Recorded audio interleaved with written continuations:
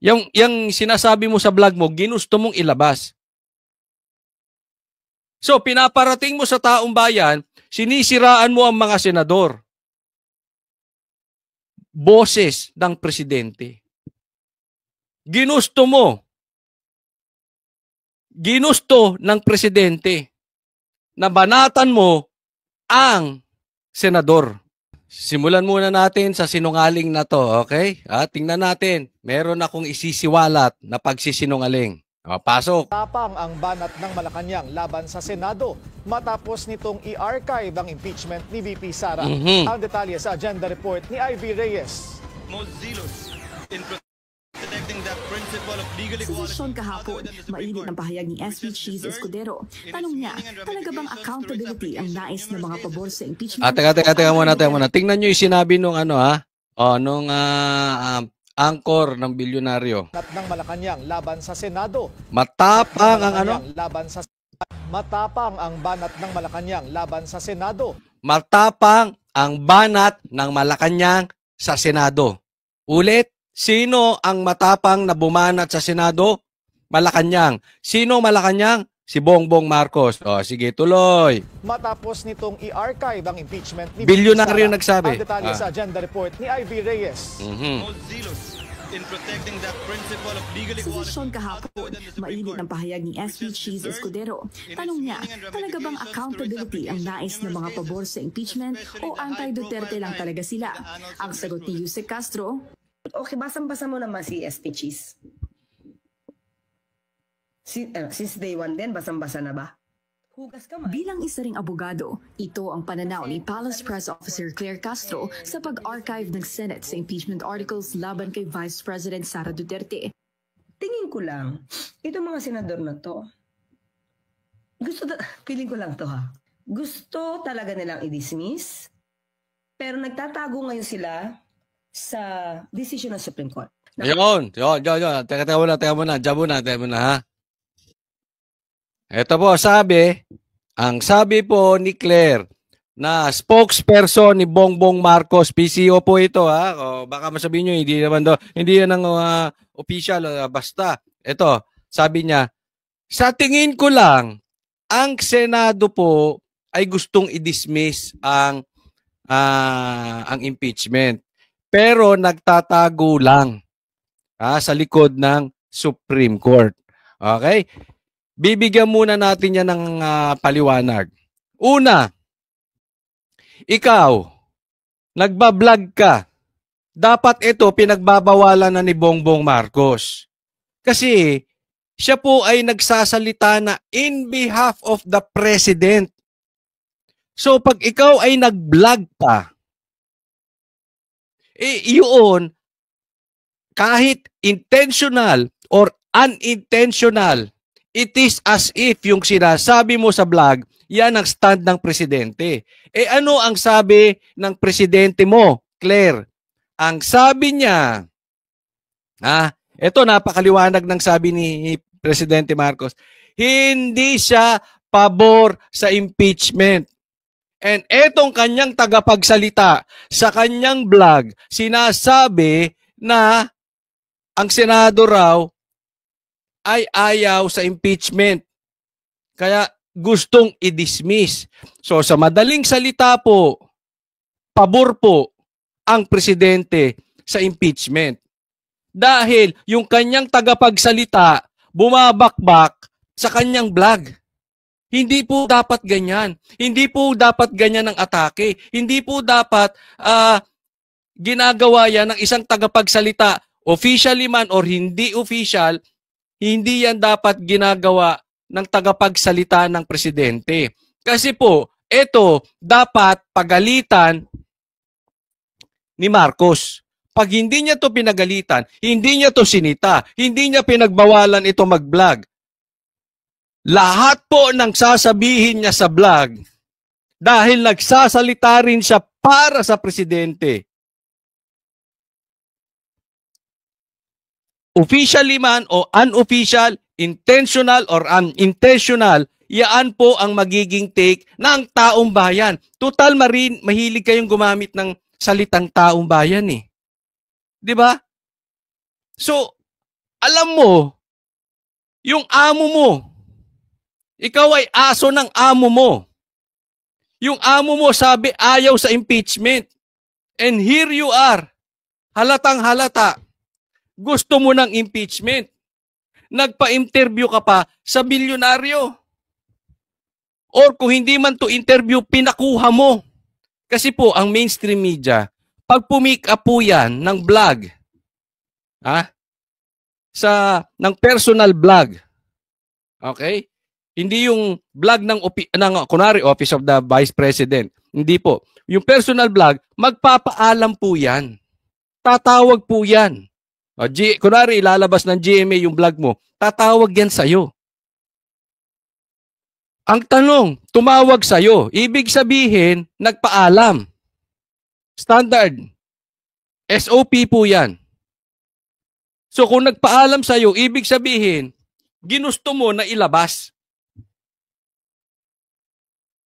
Gusto ng presidente na banatan mo dahil hindi natuloy ang impeachment. So sa madaling salita, sa ginagawa mo, sinungaling ang presidente. Totoo man or hindi, pinapalabas mo, clear, sinungaling yung presidente. Ganun po kasimple yan. Ngayon, paano coach kung hindi naman nagpaalam? Kung hindi nagpaalam ang bilyonaryo sa'yo, dapat sitahin niya yung bilyonaryo. Bakit mo nilabas yan? Dahil yan ay personal ko. Hindi po yan hindi kasabwat ang presidente rito. But still, meron kang opisina na nagsasalita para sa presidente at meron ka rin vlog na binabanata ng impeachment, binabanata ng senador. Para saan pa yan? Yan ay maliwanag na conflict of interest. Diba? Ngayon, sasabihin mo na ang mga senador nagtatago sa Supreme Court. Kung ganyan ang tingin mo, dahil ayaw talaga nila ng impeachment, at ang punto mo, ginagamit ng mga senador ang Supreme Court dahil natatakot sila. So nagtago sila sa mga Supreme Court. Ako naman, kung ganyan ang linyada mo, ang sasabihin ko, yung presidente mo nagtatago sa palda mo. Bakit? Ba't hindi siya magsalita? Kasi ulitin ko, kung hindi kanya sisitahin, hindi siya magpa-public apology o hindi siya magpa-public info na hindi niya salita yung sinasabi mo sa vlog mo, salita niya yan. It is considered salita ng presidente. Pero hindi niya kayang gawin. Dahil tinanong siya nung reporter sa India, akala niya, chinempo pa nila yung kung kailan didesisyonan yung impeachment ni VP Sara sa siya lumipad ng India. Akala nyo, hindi ko alam yung mga timing yung kalokohan dyan. Dahil ayaw nyo matanong kayo ng reporter. Tinanong siya ng India ron. Iwas pusoy siya dun. Sinasabi niya wala siyang kinalaman sa impeachment. Tapos yung tagapagsalita niya nagsasalita about impeachment. Talaga bang niloloko nyo taong bayan? Talaga bang ang tingin nyo sa taong bayan maliliit ang utak? Tingin nyo ba sa taong bayan puro adik? Sunog ang utak? Niloloko nyo. Yung presidente mo ang nagtatago sa palda mo. Sabihin mo sa kanya, kung galit siya sa ginawa ng senador, siya mismo magsalita. Sabihin mo sa kanya, kung galit siya sa mga ginawa ni Tambaluslos patungkol dyan sa flood control project, siya mismo magsalita. Tago siya ng tago sa palda mo eh. Di ba? Atakas ng Senado sa judgment ng mga tao na sila ang pumatay sa impeachment. Kasi ang tinuturi nila Supreme Court. Sa kanyang vlog, sinabi ni Castro na tila nagtatago sa likod ng Korte Suprema ang senator judges dahil kung tutuusin, hindi ng pag-archive ang recourse bunsod ng immediate and executory ruling ng SC. You can also show respect by not making any action, saying na let's wait for the decision, final decision of the Supreme Court. And then kapag naging final na ito at sinabi talaga no jurisdiction, then you cannot do anything but to abide by the law or to abide by the proceeding. Teka muna. Okay, sabi niya, hindi naman dapat in-archive ng Senado. Okay? Meron pa namang ibang pamamaraan kung paano natin susundin ang Supreme Court. So bakit in-archive nyo agad? Kasi yan ang diyan nagbotohan ng Senado. I-archive ba yan? Parang sa atin, gamitin ko na lang yung salitang, itago muna natin sa baul yan. Yung iba munang asikasuhin natin. Parang ganun yung pag-archive sa layman's term. Bakit nyo in-archive yan? Hindi pa naman final yan. Pwede pa naman nating irespeto sa ibang paraan yung Supreme Court sa ibang pagpapakita. Teka muna. Ano bang hindi final doon? Ano bang sabi ng korte? Immediately executory. Ano ba bang mahirap intindihin doon? Paano ka naging abogado? Paano hindi naging final? Kasi ang punto niya siguro dito dahil nag-submit pa ng MR etong si Martin Romualdez. Sakto pa no, MR Martin Romualdez. Nag-submit ng MR na ibaligtarin ng Supreme Court yung kanilang desisyon. Alam mo kung anong problema doon? Noong pinagpapaliwanag sila ng Supreme Court, kasi pati naman si BP Sara pinagpaliwanag patungkol dito. Yung Congress, pinagpaliwanag din. Hindi nagpaliwanag yung Congress. Tapos nagdesisyon ang Supreme Court. Nung nagdesisyon, magsasubmit kayo ng MR, talagang may kaloko. May topak ba talaga yan si Tamba? Kasi nakipagtigasan sila eh. Kumbaga sa mag-boyfriend. Sige, kung hindi mo ako sasagutin ngayon, ayoko na sa'yo. Hindi na kita parang ganun, nagtapang. Nag-bluff. So akala nila matatakot yung Supreme Court. O di nag-decide ng Supreme Court. Ngayon, nung sinabi nung babae, o di sige, diwag. O ikaw ngayon to. Tingnan muna. Ikaw naman hindi ka maabiro eh. O ano ba, sige, kailan mo ba ako sasagutin? Di ba? Asar na asar ako sa ganyang lalaki. Bakit? Pagka lalaki, pag may sinabi ka, halimbawa, maraming ganyan sa magbo-boyfriend. Mapunta muna tayo sa magbo-boyfriend. Break lang po, break lang. Sa akin, pag sinabing break, ay nako, guaranteed yan. Kung nanonood ang girlfriend, mga ex-kuritos, alam nila yan. Pag sinabi kong break, kahit maglulupasay ka dyan, otherwise, hindi ako magsasalita. Dapat ganun. Sinabi nyo, hindi kayo magpapaliwanag sa Supreme Court. Ngayon, MR kayo. Di kinain nyo, sukan ninyo. Yan po siguro ang punto ni Claire. Antayin muna natin, may MR yung bakit ba kayo nagmamadali? Immediately executory nga ang sabi ng Supreme Court. Kaya nga ayaw nilang magbotohan kung i-dismiss or hindi eh. Alam mo kung bakit? Hindi dapat magbotohan. Ang sabi? Ano sabi? Immediately executory. Ibig sabihin, wala na dapat botohan. In the first place, wala na dapat botohan. Buti nga nagbotohan pa eh. Kasi sabi void ab initio, as if wala. Walang tayo. Hindi naging... nagkaroon na ba? Mapunta ulit tayo sa mga boyfriend-girlfriend. Meron na ba kayo niligawan? Hindi alam nung babae na naging kayo? Tapos sasabihin mo, sige na, patawarin mo na ako, tayo na ulit. Anong tayo ulit? Hindi naman naging tayo. Yung po ibig sabihin ng void ab initio, void from the beginning, it is as if walang nangyaring impeachment. Ganun din yun. It is, walang tayo. Hindi naging tayo, oy. Baliw ka. Huwag kang pilingera. Parang ganon. Huwag kang maging pilingero. Walang tayo. So, anong didesisyonan? Hindi nga tayo. Hindi. Walang botohan. Hindi tayo. Hindi mo matanggap yon. Ano sabi? Final and executory. Immediately executory. execute nyo yan. Tigil nyo na yung impeachment na yan.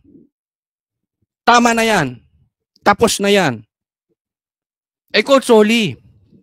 Ito, alam ko ito magsasabihin eh. Coach Soli, bakit sabi sa Senate, forthwith? Hindi naman inaksyon na agad ng Senate. Di ba may forthwith?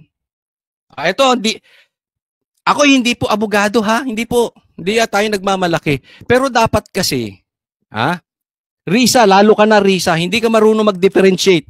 Lalo ka na iskul bukol, itbulaga, achiche, Tito Soto. Hindi kayo marunong mag-differentiate. Hindi po tayo nagmamatalino. Kaya lang kasi, minsan blanco utak natin, pagka meron tayong political agenda, hindi natin maintindihan yung batas. Or ayaw nating intindihin yung batas. Ano ibig sabihin ng forthwith? Kasi doon sa iba, hindi ibig sabihin agad-agad. Ang sabi, ang explanation dan, agad-agad when it's necessary. Yun ang sabi ng Senate. Iba intindi nung iba. Ang problema, may confusion. Ulit, di ba may confusion? Pag may confusion sa batas, pag may nagpagtatalo sa batas, sinong tatanungin?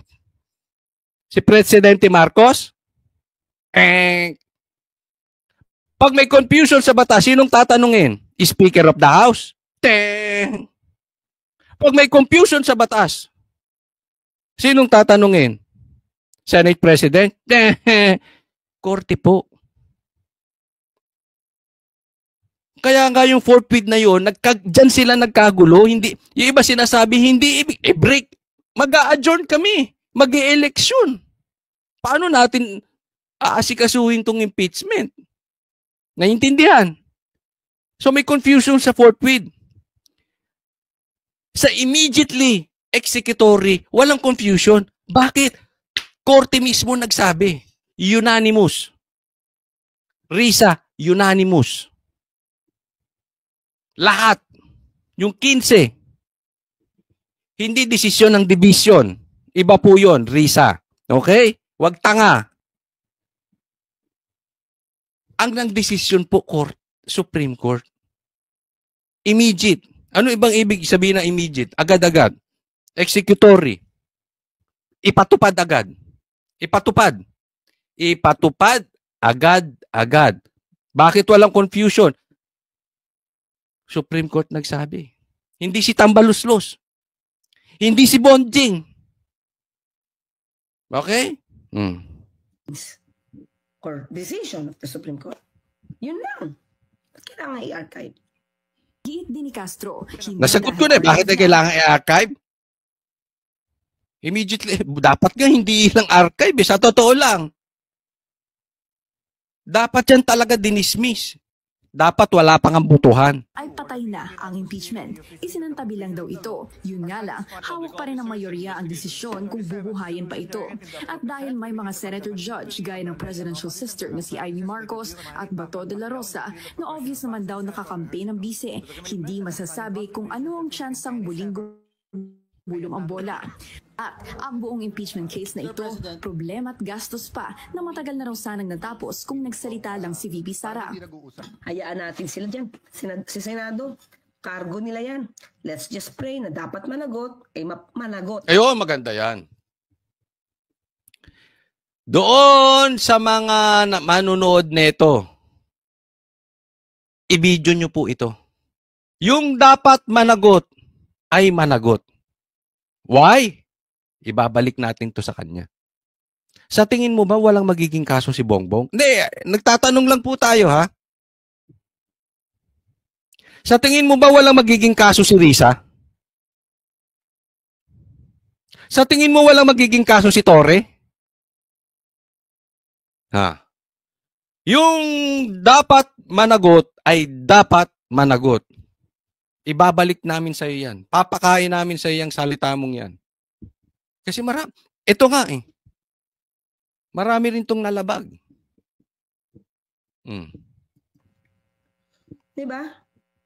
Ironic daw na bukod sa iisang tao ang pinagkakaguluhan ng buong bansa, walang alam ang mga opisina nito kung ano ang nangyari at saan napunta ang 125 million pesos worth of confidential funds. Ano pinagpuputok ng butsi mo? 125 confidential funds. Eh yung flood control nga, billion-billion. Claire, don't tell us you don't know how much is the confidential funds of the president. Don't be hypocrite. You're questioning. Antay ka lang. Kaya lang hindi maka-question niya kasi nakaupo eh. Hawak niya eh. Malay natin. 2027. Hawak na ni BP Sara. Isusupalpal namin sa pagmumukha ninyo yung sinasabi mo. Yung batas ay, yung dapat managot ay dapat managot. Akala mo, walang question sa confidential man si Bongbong? Mas di hamak malaki yun. Yung pinirmahan nila na blanco, mga insertion sa BICAM, tingin nyo wala silang sabit doon? Sa flood control, sa tingin ninyo wala silang sabit doon? Panahon nyo kasi hindi pa kayo nasisingil. Hawak nyo pa ang kamera. Mag-iingat din kayo, kakalaban. Kala nyo, hindi ko alam? Ingat kayo, kakalaban nyo kay Tamba. Baka mauna pang ma-impeach si Bongbong Marcos. Sige, kalabanin nyo pa si Tamba. Hindi ko pinagtatanggol si Kamba, pero ako kasi meron akong info. Eh siguro na-obvious nyo na. Nagbabanatan na ang palasyo at saka ang house. O, tingnan nyo yung tao nila. Nagbabanatan na. Ingat-ingat kayo. Ha? Baka mamaya Bongbong ikaw ma-impeach.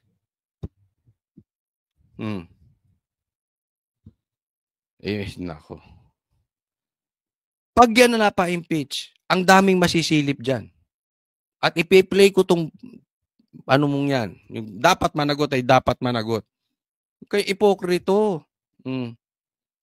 Kakaguluhan ng buong bansa, walang alam ang mga opisina nito kung ano ang nangyari at saan napunta ang 125 million pesos worth of confidential funds. Banat pa ni Castro, ibang klaseng leader talaga si VP Sara. Dahil kahit mag-report tungkol sa trabaho, hindi raw nito magawa. Hindi na nga raw nakakatulong ang bise, biyahe pa na biyahe. Para sa agenda, Ivy Reyes. Bobo rin talaga to si Claire, no? Hindi na nga daw nakakatulong sa bansa, biyahe pa ng biyahe. Pwede ka naman magtrabaho kahit wala. Tsaka trabaho ba ng presidente yun? Ay, ng vice president yun? Hello, 2025 na po. Eh, ikaw nga, saan ka nagkakalat? Online, di ba? Saan ka nagkakalat nang hindi kayang gawin ng presidente mo, yung bumanat sa Senate? Yung banata ng impeachment, hindi kayang gawin ng presidente mo. Online, di ba? Kaya din ni BP Sara magtrabaho online. Kaysa naman punta kayo ng punta ko sa ibang bansa, tas may namamatay pa. Huwag nga tayo maglokohan.